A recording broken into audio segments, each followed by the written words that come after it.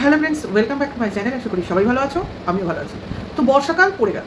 তো বর্ষাকাল যখন শুরু হয়ে গেল তখন স্বপ্নটাও আবার ভেস্তে গেল।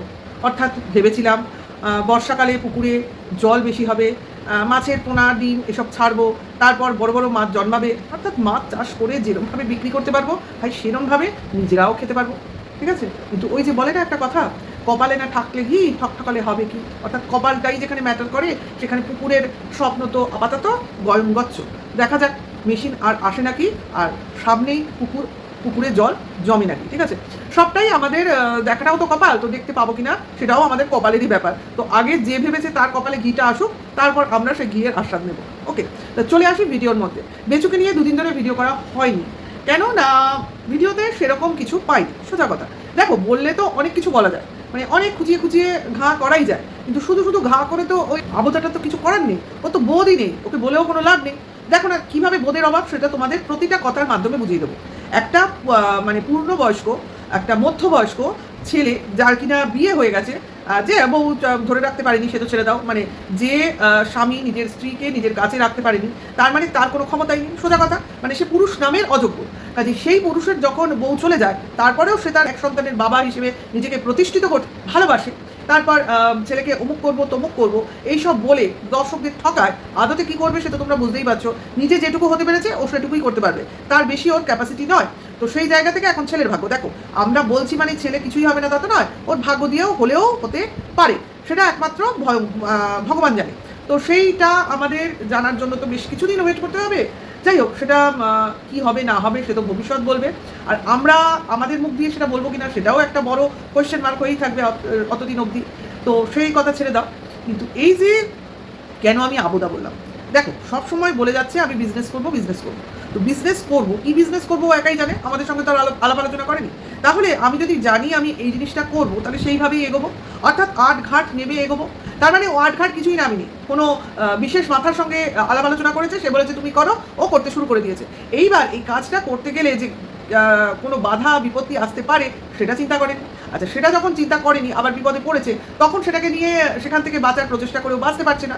তো তারপরে কি তার জন্য ওয়েট করছে তোমার পরবর্তী প্রচেষ্টা, এবার সেটাও করতে গিয়ে হচ্ছে না। অর্থাৎ দেখো প্রতি পদক্ষেপেই কিন্তু বিপত্তি। কীভাবে বিপত্তি বুঝলাম বলতেই পারো তোমরা, আপনি কি করে বুঝছেন? এই যে বাঁশগুলো পচে যাচ্ছে, বললোই তো নিজে 12,000 টাকার বাঁশ কিনেছে, তো 12,000-এর বাঁশ পিছনে যদি মানে কি বলবো খোঁজা খায় তাহলে সেটার কি অবস্থা হয়ে দাঁড়ায়। এমনিও বাঁশগুলো যদি এই বৃষ্টি বর্ষায় পচে গিয়ে ছাতা পড়ে দুরবস্থায় পরিণত হয়, তার মানে বাঁশটা কিছু কাজ করতে গেলেই সেটা মাঝখান দিয়ে যাবে, অর্থাৎ ফেটে যাবে, অর্থাৎ সেই শক্তপোক্ত ব্যাপারটা থাকবে না, তার মানে তোমার টাকাটা জলে। এইবার সেই বাঁশ নিয়ে এসে লাভ হলো না। এবার একটারই ইট দেখবে পাঁজা ধরা বসেই রয়েছে ওই মাঠের মধ্যে, তো সেটাও মানে কাজ এগোচ্ছে না। এইবার যে জমিটার মধ্যে এই ব্যাপারগুলো হচ্ছে সেটা ছিল চাষের জমি, অর্থাৎ ভাগ চাষে দেওয়া হতো, এবার সেটাও করতে পারছে না কারণ চাষের জমি হিসেবে সেটা আর নেই।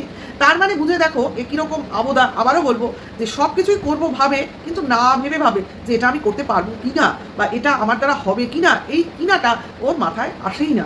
নেমে পড়ার পর দেখে এটা হচ্ছে না। এইবার ভাবো, এ নাকি পুরো একটা ফ্যামিলির দায়িত্ব নিয়েছে, এ নাকি একটা ছেলের ভবিষ্যৎ গড়বে বলে ঠিক করেছে, এ নাকি বাবা মার সব আশা ভরসা পূরণ করবে, এইরকম দায়িত্ববান ছেলের ভূমিকায় অবতীর্ণ হতে চাইছে, অথচ যার কিনা বোধই নেই। আবুদা নাম্বার 1। ঠিক আছে, এরপরের আবুদার তোমাদের উদাহরণ দেব, সেটা ক্রমশ প্রকাশ্য। ওয়েট করো, পুরো ভিডিওর মারফত জানতে পারবে, শুনতে পারবে। এইবার দেখো বর্ষাকাল কীরকম আকাশ মূর্খ। বর্ষাকালে কি হয় তোমার, সর্বক্ষণ মানে এই বৃষ্টি আসছে, এই রোদ উঠে যাচ্ছে, এরকম হয়, এক একটা পজিশন আসে। অথবা আরেকটা পজিশন কী আছে, সারাদিন ধরে বৃষ্টি হচ্ছে, থামছেই না, মানে সেই ইলশেগুড়ি বৃষ্টির মতো আস্তে আস্তে সারাক্ষণ সারাদিন রাত হয়ে যায়। তো সেটা তো একরকম, তাতে কিছুটা বোঝা যায়। কিন্তু যেটা কিনা হঠাৎ চলে আসে বৃষ্টি, তো সেই সময় কি হয় তোমার, খোলা জায়গায় জামা কাপড় মেলা যায় না, সমস্যা। কারণ বৃষ্টিতে ভিজবে, আবার রোদে শুকোবে, তার মানে ব্যাপারটা কী হচ্ছে, শুকনো জিনিস আবার ভিজছে, কি ভেজা জিনিস শুকোচ্ছে, এই ব্যাপারটাই চলতে থাকে। এইবার কি করছে দেখো, নিজে যে কাজটা করতে পারে সেটা নিজে করে না। এবার সেটা না করার জন্য কি করা হয়, আদার্স লোককে করতে হয়। তা আদার্স লোক বলতে বাড়িতে কে আছে এই জামা কাপড় শুকনো তোলার ব্যাপারে, এই একমাত্র মা নামক ধনটা। তো সেই মা কি করছে, জামা কাপড় একবার রোদে মেলছে, আবার তুলছে, আবার মেলছে, আবার তুলছে, এটা কিন্তু করছে মা, অথচ মা কিন্তু অসুস্থ। সেকেন্ড হচ্ছে দেখো, মা নিচে রান্না করছে, আবার ছাদে এসে বসে আছে, মানে জামা কাপড়ের দিকে টেনশন, এদিকে কিন্তু নিচে রান্নার ব্যবস্থা আছে, তার মানে নিচ ওপর করছে। তার মানে এটাও আবদাটার খেয়াল নেই, মার শরীর খারাপ। তোমাদের একটা জিনিস দেখাই, সেটা অবশ্যই বেচুর ভিডিওতে গিয়েই তোমাদের দেখতে হবে, শুনতে তুমি আমাদের তোমরা আমার মুখে পাবে। সেটা হলো সেদিনকে জামা কাপড় কাচলো, ওয়াশিং মেশিনেই কাচলো। যাই হোক, সেটা তো আর বেচু কিনে দেয়নি, আবদাটা কিনে দেয়নি, ওটা তার নিজের পেটের মেয়ের দান, যে দানটা এখনো তারা ব্যবহার করে যাচ্ছে একদম পুরো দমে। ভাই জন্ম দিয়েছি, 9 মাস পেটে রেখেছি, আর 9 মাস প্লাস 3 মাস, 3 মাসের পর তো বাচ্চাটাকে ভাগিয়ে দিয়েছিল। যাই হোক, 9 মাস প্লাস 3 মাস, তার মানে এই 12 মাস, তাই তো, 9 আর 3 12ই হয়। তার মানে এই 12 মাসের আমি একদম পুরো হিসাব কষে কষে নিয়ে নিয়েছি। অর্থাৎ সে যা যা জিনিস এদের দিয়েছিল সমস্ত জিনিস এরা ব্যবহার করে। দেখো, ফ্রিজ বলো, ওয়াশিং মেশিন বলো, মাইক্রো ওভেন বলো, করছে তো ব্যবহার, বাইক যেটা বাবা ইউজ করে, তাই এরকম আরও আছে, খাট, সমস্তই তো ব্যবহার করেছে। মানে ওদের এই দানের ভিক্ষা ঢোকার আগে যা ছিল ম্যাক্সিমাম ওই কয়েকটা চৌকি ছাড়া সবই তো মেয়ের দানে চলছিল। মানে ঘরে যা যা ফার্নিচার সমস্তই তার নিজের মেয়ের পেটের ওই 12 মাসের মেয়ের দেওয়া মানে ফার্নিচার ছিল। তার মানে দেখো, বলে না কি বলবো, এদের মানে বলার ভাষা নেই যে কী ধরনের কত নাম্বারের ভিখারি, যে নিজের মেয়ের ভিক্ষার দান পেয়েও সেই মেয়েকে এরা অভিসম্পাত করতে 1 মিনিটও ভাবে না। কারণ কারণ ছেলের স্বার্থ আগে, মেয়ে তো পরের বাড়ি, অর্থাৎ জন্ম আমি দিয়ে খুব উপকার করেছি, কারণ মেয়ে পরের বাড়িতে গিয়ে সংসার গোছাচ্ছে, আমাদের তো আর সংসার গোছাচ্ছে না, অথচ সংসার কিন্তু সাজিয়ে দিয়ে গেছে। যাই হোক, তো সেই মেশিনে তো কাচলো। এবার কে যে কী করলো, এক গামলা জামা কাপড় নিয়ে, মা শরীর খারাপ, যে মায়ের শরীর খারাপ, ঠিক আছে, সেই মা ওই ভেজা জামা কাপড় গামলা ভর্তি করে, মানে ভেজা জামা কাপড়ের বেশ ওয়েট হয় তোমরা জানো, সেটা নিয়ে ছাদে উঠছে। আর ছেলে কী করছে, ক্যামেরা বন্দি করছে। মানে একবারও তার মনে হচ্ছে না ক্যামেরাটা রেখে মা আমি তুলে দিচ্ছি। খুব ভালো ছেলে, মাতৃভক্ত হনুমান বলে কথা। সে মানে মায়ের অসুখ বিসুখ একেবারে দিন বার, দিন কাটে না, রাত কাটে না দুশ্চিন্তায়। এইবার সে তার মাকে ট্রিটমেন্ট করিয়েই ছাড়বে, কিন্তু তার জন্য মার পরিশ্রমের ভাগটা সে দেবে না, কারণ সে তো ওষুধ খাইয়েছে না, তার পয়সায় ওষুধ কিনে সে তার মাকে খাইয়েছে। অর্থাৎ আজকে যে মা এক গামলা ভিজা জামা কাপড় নিয়ে ছাদে উঠছে, সেই জোরটা সে পেয়েছে কোথা থেকে, তার এই টাকায় কেনা ওষুধের থেকেই তো। আরে ছাগল, এই যে তুই ব্লগ করছিস, তোর মাকে দেখাচ্ছিস, তোর মার রান্না দেখাচ্ছিস, তোর মার কাজ দেখাচ্ছিস, তো এই ইনভেস্টমেন্টটা তুই পাচ্ছিস কোথা থেকে? তোর মা দেখাতে পারমিশন দিয়েছে বলেই তো দেখাচ্ছিস নাকি? তোর মা দেখাতে বাধ্য কোনটা? মানে তুই কার বাড়িতে আছিস না তোর বাড়িতে ওরা আছে, এটা একটা প্রশ্ন, তাই না? সেটা তো ভবিষ্যতই বলবে, তোর বাবা মাকে একদম উসুলে জানিয়ে দেবে ভগবান। যাই হোক, এটা হলো আরেকটা আবদার পরিচয় তোমাদের সামনে, যে মা অসুস্থ বলে দর্শকদের মুখ ব্যথা মানে মন ভিজিয়ে দিচ্ছে, অথচ কিন্তু দর্শকদের চোখের সামনে দিয়ে মা পরিশ্রম করে যাচ্ছে, কিন্তু দর্শকরা বেচু আসল চরিত্র, আসল চেহারাটা বুঝছে না। খুব ভালো ব্লগ, কি দারুণ ব্লগিং, কি সুন্দর তুমি তোমার মাকে খাটাচ্ছ, কি সুন্দর তোমার মার খাটনি তুমি দেখাচ্ছ। এই না হলে ছেলে, এই না হলে ছেলের বাবা মা, এই না হলে একটা আদর্শ ফ্যামিলি, তাই না? ওই যে বললাম, ভগবান অলক্ষ্যে হাসে। বিজনেস তুই করবি বলতেই পারিস, করে তো দেখা। আচ্ছা, বিজনেস তুই সাজিয়ে দেখাতেই পারিস, সাফল্য তো এনে দেখা, এগুলো তো আমরা দেখবই, তাই না? তো এইবার কি হচ্ছে, কাজ নেই তো কইবাজ, তিলের নাড়ু করবে। মাকে খাটাতে বেচু 1 সেকেন্ড দেরি করে না। আর মা আছে, কিছুটা তোল্লাই মারে বেচু, যে তুমি হেভি করো, তোমার জিনিস আমার দর্শকরা দেখতে ভালোবাসে, কমেন্টসে লেখে না, ওগুলো তো মাও বসে বসে পড়ে, এতে বার খেয়ে যায়। বার খেয়ে কী করে, চলো আজকে তোমাদের এটা দেখাই, চলো আজকে তোমাদের ওটা দেখাই, তোমরা লিখে নাও। এরমভাবে হয়তো কিছুদিন চলবে, আবার মা ওই চৌকিতে শুলো বলে, আবার শরীরটা খারাপ হলো বলে ওয়েট করো। এই বর্ষার ঠান্ডা, ওই যে শেড দিয়ে খোলা আকাশে শোবো, কারেন্ট বাঁচাবো, আমাদের হেভি আনন্দ, হেভি মজা, পেছনে বাস গুঁজে দিয়েছে ভগবান একেবারে। সর্দি কাশি শরীর খারাপ দিয়ে ওষুধের পেছনে ওই ইলেকট্রিকের টাকাটা বার করে দিয়েছে, ঠিক আছে? তো এখন সেই জন্য একেবারে সুসুর করে ঘরে ঢুকে গেছে, আর ওখানে শোয়া নেই। নিজে মুখেই বলেছে, বাবা আর শোবো না, কোথা দিয়ে আবার কি খরচ হয়ে যায়, তার থেকে ভাই চলো ঘরে। খোলা জায়গায় এরা গ্রাম্য অঞ্চলে শোয়ে কী করে ভাবো তো? হ্যাঁ, মশারি টাঙিয়ে শুচ্ছে, ঠিক আছে, কিন্তু একে তো ঠান্ডা লাগার ভয়, মশা কামড়ানোর ভয়, প্লাস পোকামাকড়ের ভয়, তারপর আছে তো এই তোমার ঝোড়ো হাওয়া, অমুক তমুক ঝড় ঝঞ্ঝা। তাহলে কোন সাহসে এরা ছাদের ওপর গিয়ে শোয়ার মানে সাহস দেখাতে পারে? আজকালকার দিনে এগুলো কেউ দেখাতেই পারে না ওয়েদারের জন্য, কারণ আজকাল ওয়েদার ভীষণ ফ্লাকচুয়েট করে। যাই হোক, এটা তো গেল।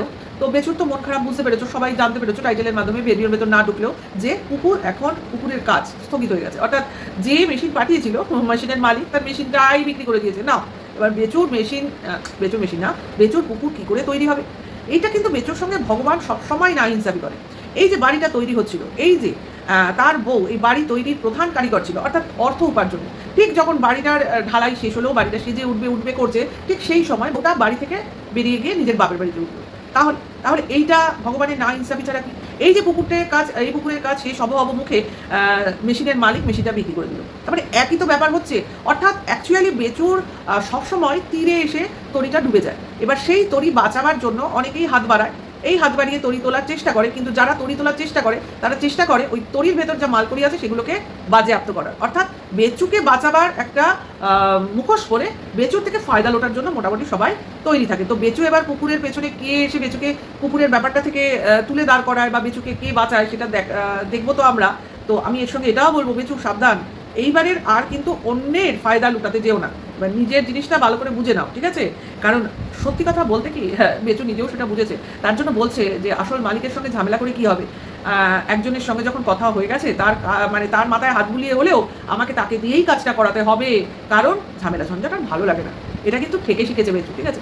তো এটুকু ছিল সেদিনকার ভিডিও। এবার চলে আসি পরের দিনের ভিডিও, অর্থাৎ কিনা যেদিন এলো সেই জলপাইগুড়ির কাকু, মানে বুদ্ধ কাকু, বুঝতে পেরেছো নিশ্চয়ই? তো সেই বুদ্ধ কাকু তো এলো, তারা নাকি কোথায় ঘুরতে গেছিলো, প্রতি বছরই এই সময় ওরা ঘুরতে যায়। ব্যাপারটা কি গো, প্রতি বছর দীঘা মায়াপুর ব্যাপারটা এরা নিশ্চয়ই কোথাও না কোথাও এরা দীক্ষা নেওয়া পাবলিক, সেই জন্য এই সময়টা, এই রথের টাইমটা এরা এই মায়াপুরে আসার ব্যাপারটা বেছে নেয়।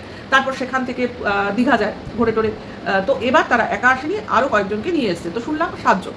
তো এইবার বেচুরা বাদ। তো বেচু বলছে তারা নিজেরাই যেতে চায়নি, কারণ তাদের সমস্যা আছে। আর সমস্যা তো অর্থ সমস্যা, আমরা সবাই জানি। এবার আর কি সমস্যা আছে সেটা বেচু বলতে পারবে, কিন্তু বেচুরা এবার বাদ।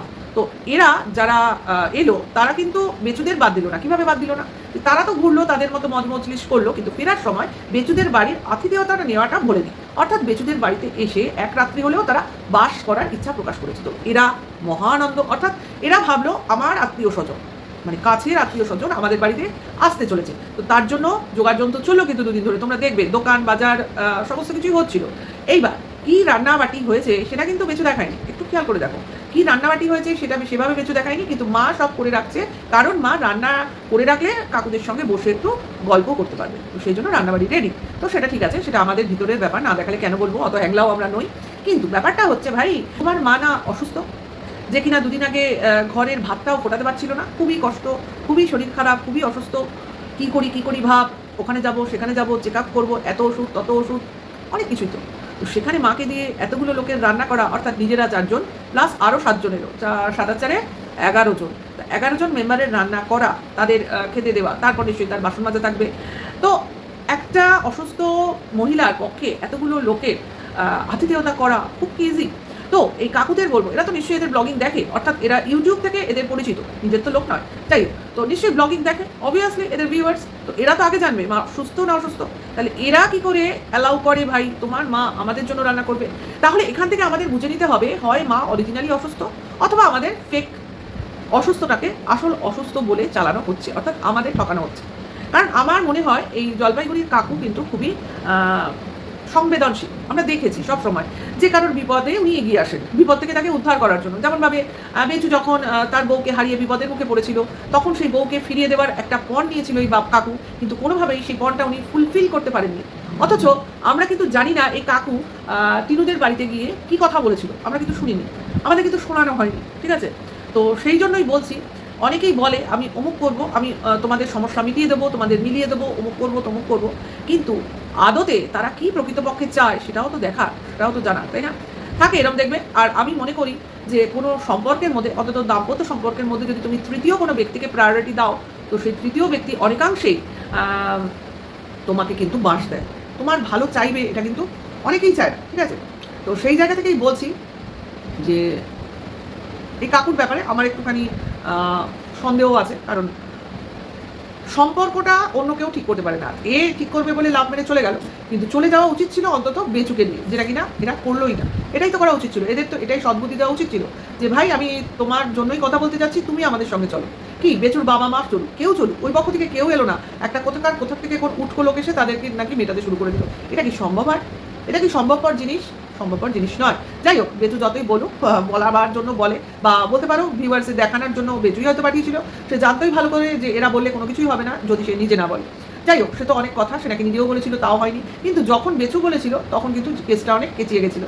যাই হোক, সে বাদ দাও, সেটা কথা নয়। কথাটা হচ্ছে এরা এলো বেচুদের বাড়িতে আতিথেয়তা নিতে, অর্থাৎ অসুস্থ মায়ের রান্না খাবার খেতে। তো তাদের তো খাবার দাবার কী খাওয়ানো হলো দেখানো হলো না, কোথায় কীভাবে তাদের আতিথেয়তা করানো হলো সেটাও দেখানো হলো না। এবার শোয়ার প্রসঙ্গে 7 জন লোক শোবে, নিশ্চয়ই একটি ঘরে শোবে না, সারা ঘর বাড়ি জুড়েই শোয়াবে তাদের। এবার এসি তো বাড়িতে 2টো ঘরে, এবার এই 7 জন লোককে বোঝা গেল যে 2টো ফ্যামিলি এসছে, ঠিক আছে? কাকুরা একটা ফ্যামিলি, তাদের ছোটো মেয়ে সহ, আরেকটা ফ্যামিলি এসছে তাদের ছেলে মেয়ে নিয়ে। তো নিশ্চয়ই এরা এক ঘরে শোবে না, নিশ্চয়ই আলাদা আলাদা রুম শেয়ার করবে।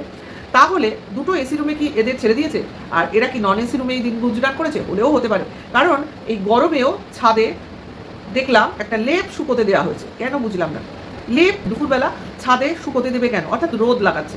তো আমার তখনই মনে হলো লেপটা সম্ভবত কোনো চৌকি বা খাটে তোষক হিসেবেই পাতা আছে। সম্ভবত এখন যেটা তোমার ওদের ঠাকুরঘর হিসেবে বিবেচিত হয়, সেই ঘরে যে চৌকিটা আছে সেই চৌকিটাতে এই লেপটা সম্ভবত পাতা হয় বা পাতা থাকে।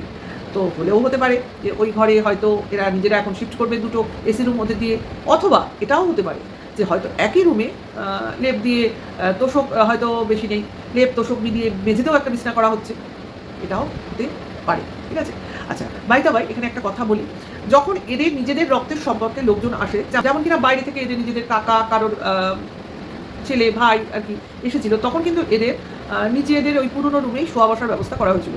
তখন কিন্তু এদের কখনোই ওই নতুন বাড়ির নতুন রুমগুলো সে মানে থাকতে দেওয়া হয়নি। মানে বুঝতে পারছো তো, রক্তের সম্পর্কের থেকেও ইউটিউবের আত্মীয় সম্পর্কের মানে দাম অনেক বেশি, অর্থাৎ অনেক বেশি মূল্যবান। তো এটুকুই বলবো, নেক্সট ভিডিওতে আবার দেখা হবে। সবাই ভালো থেকো, সুস্থ থেকো, এখনকার জন্য এইটুকু। বাকিটুকু তোমরা তোমাদের কমেন্টসের মাধ্যমে আমাকে জানিও কেমন লাগলো। আর টাটা, বাই।